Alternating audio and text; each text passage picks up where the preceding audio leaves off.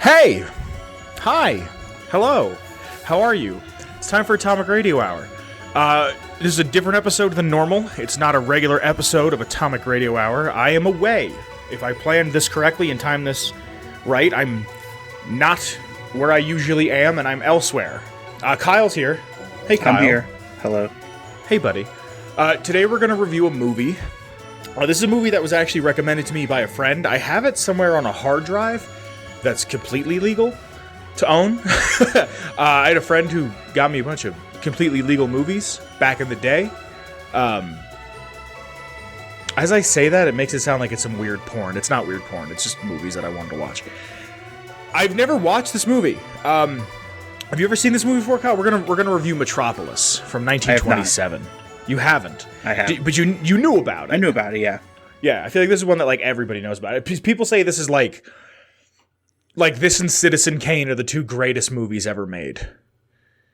I think Spielberg and George Lucas both said when they went to film school, they watched this movie and said this was the movie that they watched it and they were like, this is what I'm doing for the rest of my life is making film. How'd you feel about it? It was good. I liked it. What about it did you like? Like, what about it did you find captivating? I liked the sci-fi aesthetic, the time period aesthetic as well. I've never, like I said, I've never seen this, but I've always seen people talk about it, and I've seen the poster, and there's actually like an hour-long MF Doom beat that just has a still from this movie as like the YouTube video. So I've seen it, and I know the influence of it, but like, this movie feels so modern in a weird way. Like, I'm watching it going like this. This could have been shot in the 60s, and you could have been like, "This is a film from the 60s." I would have absolutely believed you. Right. This wasn't a film 100 years ago. No, that we were watching. dude, 100 years ago. 100 years. It's 2022 in the year of our Lord. 5 more years, and this movie's 100 years old. That's wild. Like, film's not that old of an art form. It's maybe about 100 years old.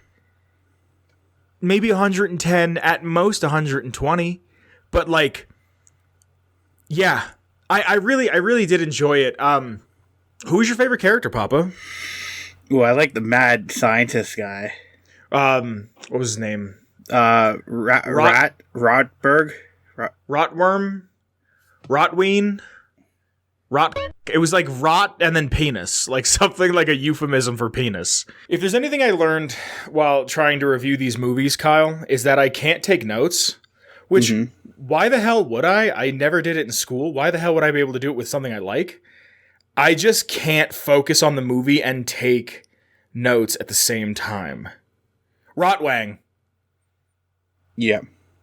I thought my favorite character is probably Maria. The woman. See, this is what's wild about this movie. It's a movie from 100 years ago, and I'm not good like whatsoever remembering names. And this movie, I feel like I remembered almost everybody's name. And maybe that's because I'm reading it because it's a silent film. Right. But have you ever seen a silent film before? Like, have you ever sat down and watched a full-on silent film? Maybe. I can't recall. I think this is the first time I've ever watched a full silent film. So you watched the version of it that's on YouTube, right? Yes. Yeah. How long was that one? 2 hours. Let me see if I can pull it up. This one was 2 hours and 28 minutes. There's another version on YouTube that's like 340. I didn't watch that one, but like as I skimmed through it on YouTube, it's the same movie but played at 16 frames. So I don't know. I would assume that would make it slower, but it's the movie opens with that like a lot of the movie was considered lost. Yeah, and that this was found in Austria, that they were using like not original but like original duplicates of the film in like 2008, and they were like, oh, here's 45% of a movie that we just thought was lost to time. There's shots in this movie that there's something with King Kong that when they first made the original King Kong in the 20s that they didn't write down how they did anything. So like a lot of the production of King Kong is still a huge mystery.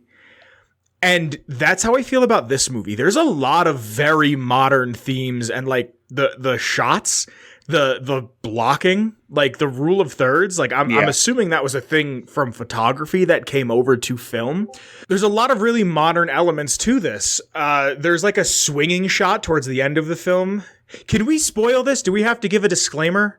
Or can we just jump right into spoilers? I think we'll just give a little disclaimer to see, so let people see.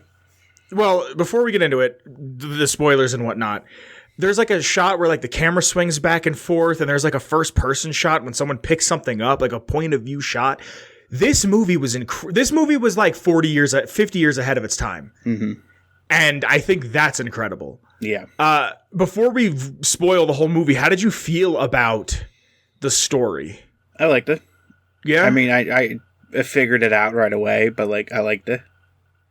It is kind of by the numbers, but again, it goes back to that everyone who's like a filmmaker has seen this movie. Mm-hmm. So they're pulling so much inspiration from this. So because I want to make a point like right now, we're going to spoil the movie. So if you haven't seen Metropolis from 1927, almost 100 years ago, now is your chance to stop listening. Hey gang, it's me, 44th President of these United States, Kanye West. And we gotta thank the Patreon real quick. First the Augie, no, thank you, no. Next is Danny, thank you, Danny. After that, we get Marcus, thank you, Marcus. And finally, we have TP, thank you, TP. I promise by the end of 2025, I will have at least 50% of the boys home from the new Venom conflict. There's a scene, this is the spoiler section, there's a scene when the underground is flooding that looks exactly like The Shining. Like the water is coming through the ground or like from the sides of like other buildings, and it looks like when the elevator is pouring blood in The Shining. Like to a T, it looks like it. I don't know if you picked up on any of these small things like I did, but I certainly did. Not really, no. No? No. I also haven't seen The Shining to really like, full because I'm horror's not my thing. So yeah, I don't even consider that a horror movie. That's more of one of those like what's going on type films. I like horror. It. Don't get me wrong. No, I mean yeah, but for me, horror. What is horror for you? Like, what is the definition of horror? Because I feel like it changes every 6 weeks. Bloody. Everybody's dying because there's a monster / killer that can't be killed, and like just very gruesome scenes. See, I know, and like The Thing is technically a horror movie, but I think there should be a difference between horror and suspense. But I guess there is, and it's just under the umbrella of horror. So you're right, Kyle. You won. Congratulations. How do you feel? Pretty good. Good. I am a big fan of any proletarian uprising in a film, and I didn't like expect that. When I went into it, I kind of like I knew that it was like, oh, this is a movie about the suppressed working class people, but like at the end, it just kind of flops back and forth between it's like the uprising, don't do this, the uprising, we kind of meet in the middle, like, and you know how I feel about happy endings, but I like the religious symbology of like the Tower of Babylon or Babel. They wrote a book before the movie came out. Yes. Do you know what the book's called? Is the book called Metropolis? Yes. Okay. But the book had more themes of like witchcraft and magic and like cultism. Really? That the movie didn't really explore on. No friggin' way. Mm-hmm. Do you know anything else about it? No. That's I watched like a quick like things you didn't know, and it was just like, they wrote a book. I also thought, I was saying that my favorite character is Maria the woman. It's actually Robot Maria. I didn't want to spoil that earlier. I love the way she contorts herself. She's so animated. Her facial expressions are amazing. This is also, like, is this the earliest idea of a cyborg? No, H.G. Wells. Really? Like from in what year? movie? No, in movies. Well, H.G. Wells did War of the Worlds. I thought War of the Worlds was about robots. That is a robot. And aliens. Or, I mean, aliens, I'm sorry. Yeah. Well, robot alien thingy. Sci-fi, I guess. I want to know what the first instance of a cyborg is. I want to know, because they don't call her a robot. They call her the mechanical man. Yeah. I like a lot of the themes of this. I like the way she was like shaking around. Dude, she's like naked on screen. Yeah. She's got like pasties on. How the fuck did that fly in the 20s? Well, it's also Europe. You know, Germany, this is a German film. Actually, I should have did this in the beginning, and I didn't. It's directed by Fritz Lang, and it's written by Thea von Haubo. Did the screenplay, and then, she also wrote the novel. Thea is a woman's name, right? His wife. Whose wife? I think it's the guy's wife. Whose wife? The guy who made it. Oh, really? Yes. Huh. No, I didn't. I knew, like I said, I knew almost nothing about this, and I have like the IMDb in front of me for all the fun facts and whatnot, but yeah. This movie's, being almost 100 years old, it's still not in the public domain. Isn't that wild? That is pretty crazy. I was actually going to put, for the green screen here, I was going to put just the movie behind me, because I don't think this is going to be like a full-length episode. It's going to be something shorter, but I was going to put the opening like 10 minutes of the movie, or however long this episode is, it's probably going to be longer than that, behind me. And then I was like, is it in the public domain? No. For some reason, it's not. I know Criterion just did a re-release of this, or like a 4K re-release, and it just doesn't work halfway through. I think they did some like, what's it called when something, they did a recall for it. So like everybody should be getting better copies, but right. Is there anything you want to talk about this film? Anything that really stood out to you? Anything that kind of grabbed you? I like the whole like biblical side themes, and like I'm a sucker for like the 7 deadly sins nonsense. Really? I hope my whole D&D campaign was revolving around 7 deadly sins. So, it also gave me very Bioshocky vibes. Yeah. See, that's what I'm saying. Everything feels like it's been inspired from this. The Art Deco feel. Like, doesn't Bioshock open, the first one open with you going to like a New Year's party? No, you crash land. It's the New Year's. That's when the Civil War happens. That's what I'm saying. Like, you're in like that one room that's like a New Year's party. Yeah. And like, I like that opening scene where they're like in the garden and he sees her, but like they're just kind of like playing around. Yeah. I mean, that's a problem with this film though. I feel like there's not that much to say, you know? Yeah, I can see that. Yeah. Yeah. What else could you say about this film that hasn't already been said? But also, it's my argument with the Beatles. By the time I listened to the Beatles, it wasn't interesting to me because I've already heard everything they've inspired. And not to say this movie isn't interesting, because it is. Like, there's shots of the city of Metropolis that are incredible. And I think there's sets. Like, there's miniature cars and trains, and there's planes flying around, and you can see people walking through. Like, there's a scene when the Robo Maria starts the uprising, and it's her face and a bunch of other people's faces. Mm-hmm. And like eyes and stuff like that. How did they do that in the 20s? I don't know. You know what I mean? Like, it's one of those things where I'm going to sit here and be like, how did you do it? What did you do? And like, there's no answer for it. Mm-hmm. Your favorite like part of this movie? My favorite part is probably just all the different camera angles. Just like the backgrounds. That the fact that there's like 400 people in any group shot. Mm-hmm. Like, that was, how did you get 400 people to be in a film in 27? Like, if you needed 400 people for like a film right now, you could get it, no problem. No problem. You get a group shot. Like, friggin' the one Batman movie was shot in Pittsburgh, right? Mm-hmm. And we had a teacher that like signed up to go to Pittsburgh and just be in the crowd shot. I don't even think he got paid. It was just like, be in the next Batman movie. You're not going to get paid, but it's a story you could tell at parties. Like, there's so many people. And like I said, all the characters are super memorable, even though it's a silent film.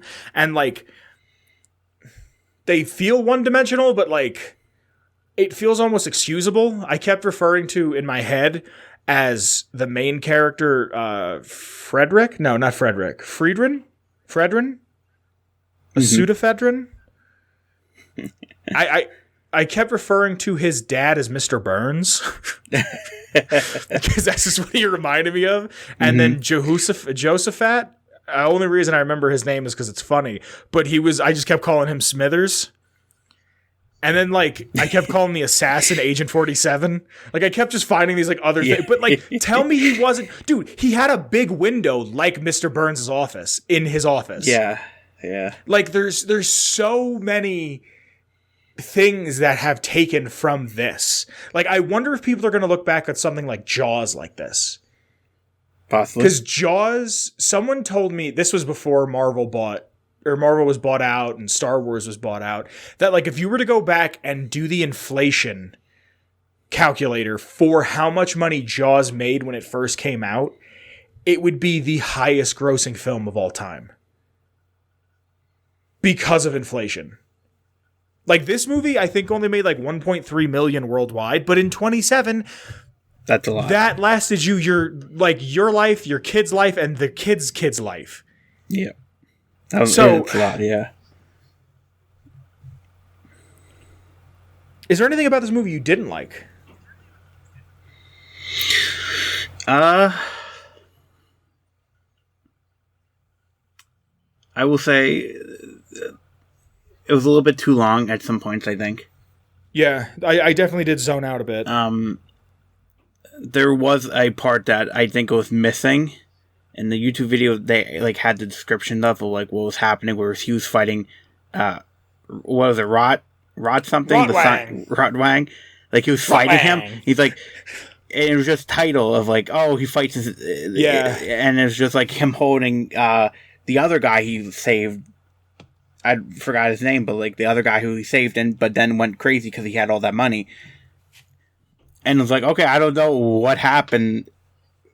Yeah, like that's the only thing that I would have to say. Yeah, and that's just one of those things where it's like, it's a movie that's 100 years old and it didn't survive. Mm-hmm. It's one of those what are you going to do things. I don't know, man. I really don't have that much to say about this film. I enjoyed it. Like, it's not that I didn't. It's just like... You want to get into some fun facts? Sure, yeah. I thought it was really... I'm on IMDb for all the fun facts. What I thought is really, really funny is it said quotes. And I'm like, how are you going to have quotes from a silent film? Much to Fritz Lang's dismay, Adolf Hitler and Joseph Goebbels were big fans of the film. Goebbels met with Lang and told him that he could be an honorary Aryan despite his Jewish background. Goebbels told him, Mr. Lang, we decide who is Jewish and who is not. Lang left for Paris that very night. We decide who is Jewish and who is not. The film includes more than 37,000 extras, 25,000 men, 11,000 women, 1,100 bald men, 750 children, 100 dark-skinned people, and 25 Asians. 310 shooting days were required for this. That's also... I remember watching the thing about that could be a number that they also made up to be like, hey, look how big this movie's gonna be. And it wasn't that many. Really? It might have been in like the 300s. Well, here's the full thing on the missing film. For decades, all that survived of Metropolis were the incomplete original negatives and copies of shortened, re-edited foreign release prints. Over a quarter of the film was believed to be lost. However, in July of 2008, Germany's Zeit magazine reported the discovery of 16mm dupe negative copies of the film at the Buenos Aires Morsa del Cine Pablo Duchos Hicken. By film historian and collector Fernando Pena. Up until then, all that was known was that the original full-length 35 millimeter export was sent to Argentina in 1928. The last officially documented screening of the version had occurred in the 50s and was considered lost. However, since 35 millimeter film was more hazardous to keep in those days, the nitrate inside the negatives could ignite. Cool. Preservers would often make 16 millimeter negative copies of the original film, and that it was easier to store. What promoted the discovery was when Pena remembered stories from an Argentina movie operator claiming to have screened a version of Metropolis for over 2 hours long in the 80s. The only known version at that time was considerably shorter. The version had probably been part of a private collection and was later donated to the museum. After finally getting permission to search the museum archives, Pena found the surviving 16mm copy examining the reels in Buenos Aires. Cinema expert realized that the copy had received poor picture quality, mainly because it had also copied all of the damage from the original 35mm film that had been worn over years of use. The copying process of 35 to 16 also meant that some of the parts of the frames had been lost. Nevertheless, the reels containing almost all of the previously missing sequences, around 25 minutes worth of footage, predominantly those involving the Thin Man who spies on Freder and worker 11. I hate this name, 11811. You couldn't do like 11806. Heading to and from the club. Additionally, in October of 2008, it was announced that another hopefully early copy of the obsolete 9.5mm format had been held in a University of Chile's film library. Internationally mislabeled to avoid destruction during a 1973 military coup. It is yet unknown if it holds any further viewable footage. The missing scenes from the 2008 16mm copy were cleaned up as best as possible, reframed for the 4:3 aspect ratio to match the original footage, and re-edited into a film based on the original screenplay. After almost 80 years, the film is now practically complete, bearing sections such as Freder listening to a priest giving a sermon on the coming apocalypse, and I think his dad's name is pronounced Yo, Frederson's fight with Rotwang. Cool. Yeah. The robot that is in this movie inspired C-3PO's design. Unemployment and inflation were so bad in Germany at the time that the producers had no trouble finding 500 malnourished children to film the flooding sequences. This movie was so influential on Superman creator Jerry Siegel and Joe Shuster that they named this city's the character city after it. That's cool. I didn't know it had anything to do with it.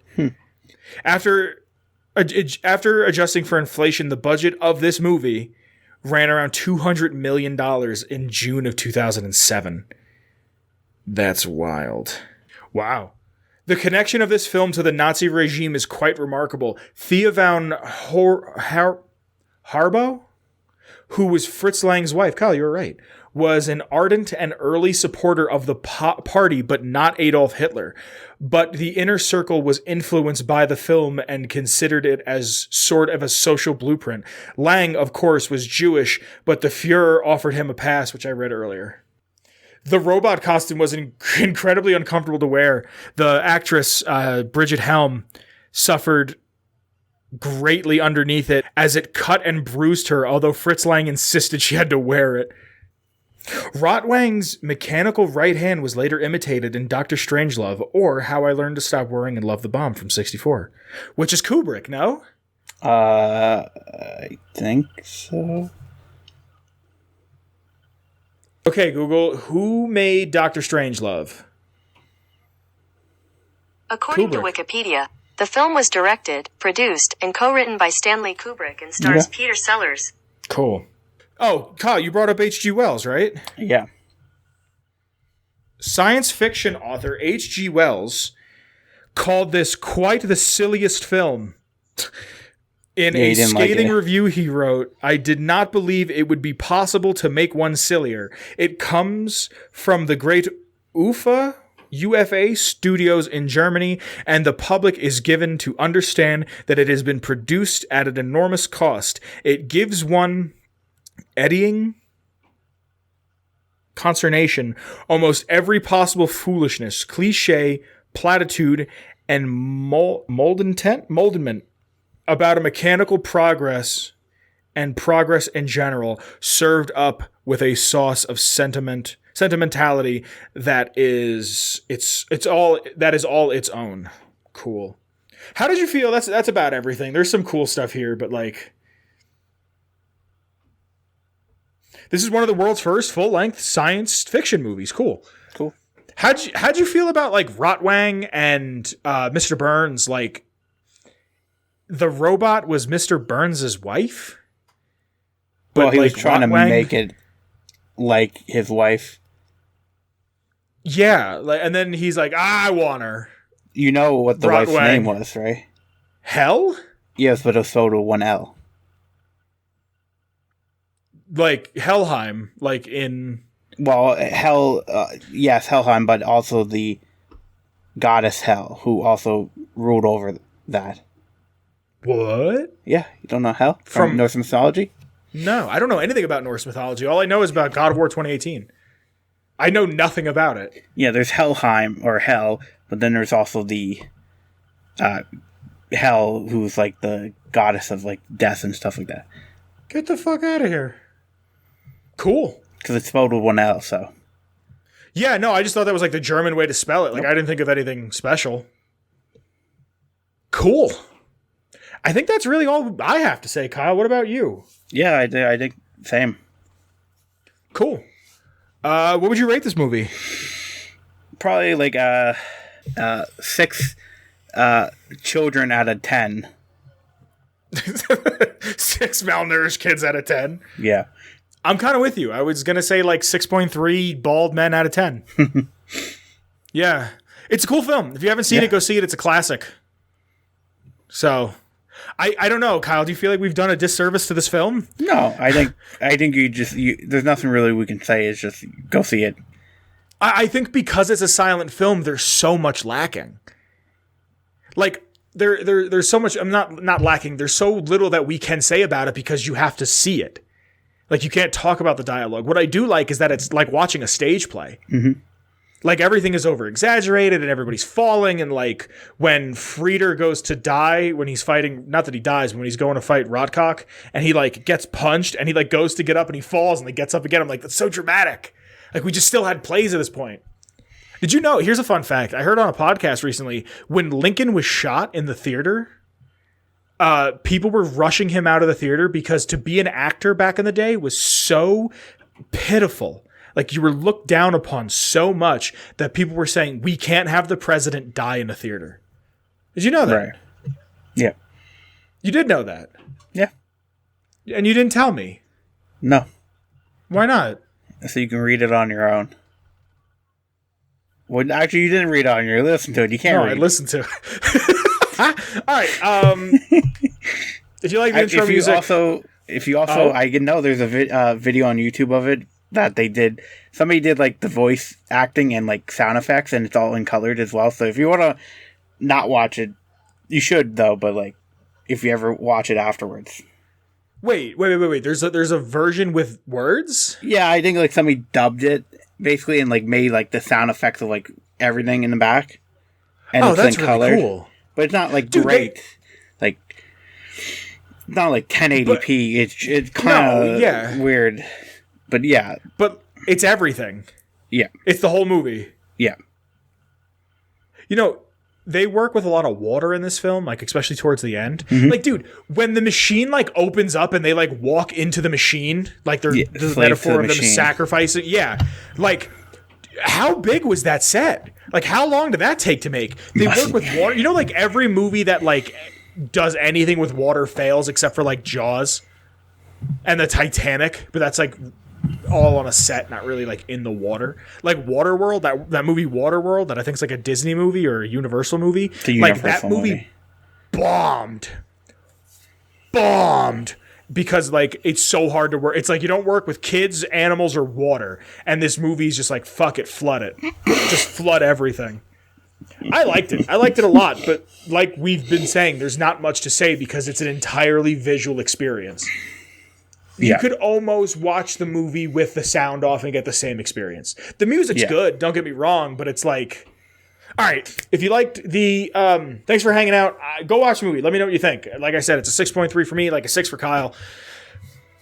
If you like the intro music, it's probably by Shane Ivers. I don't remember if I do something different for movie reviews. I feel like I do. I do not remember. It might be Shane Ivers. He's the man. silvermansounds.com/free music.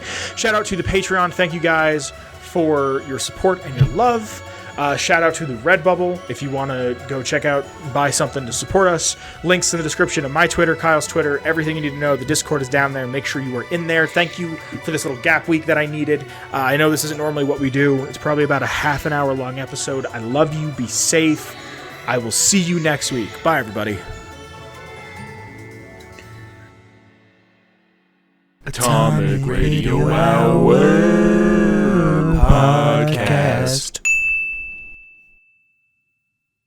A Ghoulman Entertainment production.